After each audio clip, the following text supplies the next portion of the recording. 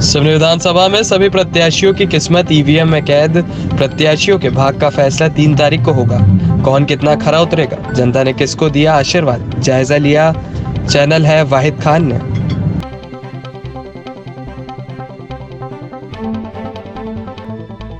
17 नवंबर को विधानसभा चुनाव हो चुके हैं और 3 तारीख को इसके परिणाम आना है। इसी बीच सिवनी में यहाँ गहमा गहमी चल रही कि किसकी सरकार बनेगी, कौन जीतेगा और कौन हारेगा, किसके सर पे होगा जीत का ताज। इसी के लिए हम आज यहाँ पे एकत्रित हुए हैं पत्रकार बंधुओं के साथ, जिसका हम विश्लेषण करेंगे कि सिवनी में किसकी सरकार पड़ेगी। यहाँ मुख्यतः सिवनी विधानसभा की बात की जाएगी। सबसे पहले मैं आपको इंट्रोडक्शन कराता हूँ। मेरे साथ हैं पब्लिक ऐप से संतोष कुमार श्रीवास जी, हरिभूमि से शरद दुबे जी, देशबंधु से अयोध्या प्रसाद जी और सिवनी के एमपी आप तक के जो जिला ब्यूरो हैं राजकिशोर यादव। सबसे पहले मैं सवाल करूंगा संतोष श्रीवास जी से। संतोष जी बताइए, सिवनी में किसका सरकार बनने का अनुमान है और मध्य प्रदेश में आपकी गणित क्या कहती है? सिवनी में तो बहुत कड़ा मुकाबला इस बार देखा जा रहा है, क्योंकि इस बार जो है पिछले बार के जो 2 बार विधायक रह चुके हैं दिनेश राय मुनमुन, उनकी लोकप्रियता इस वर्ष चुनाव में बहुत नाराज़गी लोगों में दिखी, कार्यकर्ताओं में भी देखा गया है। हालांकि लाडली बहना का जो फैक्टर है और लगातार जो भाजपा सरकार की कुछ योजनाएं हैं उसके चलते उन्हें लाभ जरूर मिल सकता है, लेकिन इस बार युवा नेतृत्व में जो कांग्रेस के आनंद पंजवानी रहे हैं और ओपीएस जो योजना रही है ओल्ड पेंशन योजना, उसका सरकारी कर्मचारी अधिकारियों का जो वोट है, मत है, मेरा अनुमान ऐसा है कि वो कांग्रेस को जाएगा। जैसा कि संतोष जी का कहना है कि वो जो 10 साल से जो विधायक हैं दिनेश राय मुनमुन, उनसे पब्लिक की नाराज़गी है। मैं जानना चाहूँगा कि नाराज़गी किस चीज़ की है? नाराज़गी ऐसी है कि लगातार एक चेहरा भाजपा से उभर के आया है, जबकि पुराने भी और भी जो नेता रहे हैं, इसलिए उनकी पार्टी में ही खुद विरोध देखने को मिला है। तो ये थे हमारे साथ संतोष श्रीवास। अब हम बात करेंगे शरद दुबे से। शरद दुबे जी बताइए, किसको जीतना चाहिए सिवनी से और क्यों? देखिए, सिवनी से तो मौजूदा अभी जो आसपास के ग्रामीण अंचलों से और अगर शहर की अगर देखा जाए तो सिवनी से जो है कि विकास परिवर्तन का है। परिवर्तन को ही लोग ज़्यादा अपेक्षित कर रहे हैं, परिवर्तन के लिए ही ज़्यादा लोगों का रुझान है। तो परिवर्तन मेरे हिसाब से, लोगों के हिसाब से, और मेरा मानना है कि परिवर्तन होगा। जैसे संतोष श्रीवास जी बता रहे थे कि लाडली बहना का बहुत प्रभाव पड़ने वाला है, तो आपको क्या लगता है ओपीएस और लाडली बहना योजना, ये 2 में से किसका अधिक रुझान रहेगा और किसको ज़्यादा फायदा मिलेगा? देखिए, लाडली बहना का इफेक्ट तो पड़ेगा। लाडली बहना को आप कहीं भी दरकिनार नहीं कर सकते। लाडली बहना का जो वोट है बीजेपी को ही जाएगा।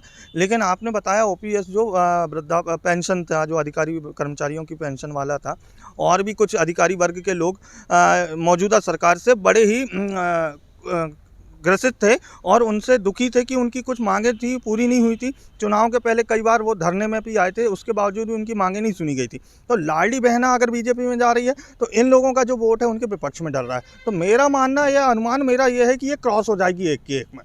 तो ये थे शरद दुबे। उनका कहना है कि लाडली बहना के जितने वोट मिलेंगे उतने ही वोट ओपीएस के रहेंगे। तो ये लगभग एक लेवल वाली बात आ गई है। मतलब लाडली बहना का फ़ायदा बीजेपी को जितना मिलना चाहिए, उनका कहना है कि उतना नहीं मिल पाएगा। अब मेरे साथ हैं अयोध्या प्रसाद जी। अब उनसे मैं बात करूँगा। अयोध्या जी बताइए कि सिवनी में पिछले 10 साल में मुनमुन राय की क्या उपलब्धियाँ नहीं, और जो नया कैंडिडेट खड़ा है कांग्रेस का आनंद पंजवानी, वो यदि बनता है तो उससे क्या अपेक्षाएँ रखते हैं आप? देखिए, जैसे विधायकों की बात है तो उनका एक अधिकार क्षेत्र होता है, वो अपने अधिकार क्षेत्र में ही काम कर सकते हैं।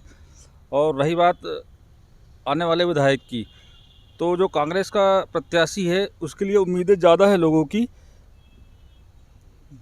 जैसे मैं पूछना चाहूँ तो उसमें कुछ खूबियाँ या यंग लॉबी से दिया गया है उसको, या मुनमुन राय का चेहरा देख देख के लोग उकत्या गए हैं, तो क्या कारण मानते हैं आपके भाई, यदि आनंद पंजवानी जीत के आता है तो क्या वजह होगी?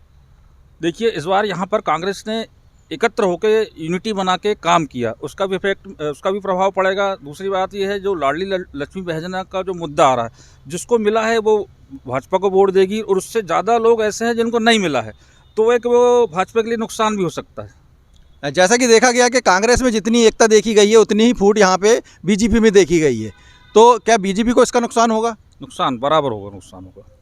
तो अयोध्या जी का कहना है कि जो यहाँ पे बीजेपी में फूट डली थी उसमें बीजेपी का नुकसान होगा, लेकिन पिछले चुनाव की अपेक्षा जो कांग्रेसियों ने एकजुटता से काम करा है उसका फ़ायदा आनंद पंजवानी को मिल सकता है। अब हम बात करेंगे एमपी आप तक के जिला ब्यूरो सिवनी राजकिशोर यादव से। राजकिशोर जी बताइए कौन जीत सकता है और क्यों? मैं आपको बताना चाहता हूँ, सिवनी ज़िले में एक अभिनव नेता जो और एक युवा नेता, दोनों के बीच में काफ़ी टक्कर है। और इस बार उल्टा हुआ है। ऐसा होता था कि कांग्रेस में गुटबाजी होती थी, जो देखा गया है कि कांग्रेस में बच्चे से बूढ़े तक सब एकजुट लड़े हैं, और बीजेपी में जो एकजुट होते हुआ करते थे, आज बीजेपी में गुटबाजी है। तो चुनाव प्रभाव पड़ेगा इस चीज़ का, और 50-50 है। तो ये थे हमारे साथ राजकिशोर यादव, जिनका भी मानना है कि 50-50 है, रिजल्ट कुछ भी हो सकता है। अब हमारे साथ यहाँ जुड़ गए हैं नंदन श्रीवास जी, आइए हम उनसे बात कर सकते हैं। नंदन जी बताइए, सिवनी से जीतने के चांस किसके हैं, और यदि कोई जीतता है तो किस लहर में जीत रहा है, या फिर उसको वोट मिलने का क्या कारण है सिवनी से? वैद भाई, मैं आपको बताऊं, सिवनी एक ऐसा ज़िला है जो उत्तर दक्षिणी कॉरिडोर को जोड़ते हुए मध्य में कहलाता है। ये सिवनी जबलपुर हाईवे से बसा हुआ है। इसको सबसे पहले तो बहुत तेज़ी से विकास को दृष्टि से आगे बढ़ना था इसको, लेकिन ये बढ़ नहीं पाया है। ऐसी स्थिति में आज यहाँ पर लोगों को ज़्यादातर युवा बच्चे जो हमारे पढ़ने के लिए बाहर जाते हैं, उनको यही सब कुछ मिल जाना चाहिए था, वो नहीं मिल पाया है। और आपने जो बात की है किसे कैसा मिलना चाहिए, हमने 2 साल के विधायक को भी देखे, विधायक की प्रयास बहुत किया, अच्छा किया प्रयास, लेकिन शायद संगठन और सरकार में शायद उनकी बन नहीं पाई। जो भी जैसा भी है, यहाँ सिवनी की स्थिति के आधार पर देखा जाए, दोनों में तालमेल बैठ नहीं पाया था। इससे इस कारण से विकास पिछड़ा ही 5 सालों में। अभी जो आनंद पंजवानी है, युवा वर्ग से आते हैं, उनमें युवाओं पेठ अच्छी है उनकी। कांग्रेस ने पूरी एकजुटता से काम की है, लेकिन बस वही है, कहाँ विखंडन आया, कहाँ बिखराव आया, इस आधार पर अब कह नहीं सकते कि परिणाम क्या होंगे, लेकिन परिणाम जो भी होगा सिवनी के लिए बहुत सुखद होगा। तो ये थे नंदन श्रीवास जी, जिनका साफ कहना है कि मनमोहन राय जो कि निर्दलीय से बीजेपी में ज्वाइन करे थे, लेकिन संगठन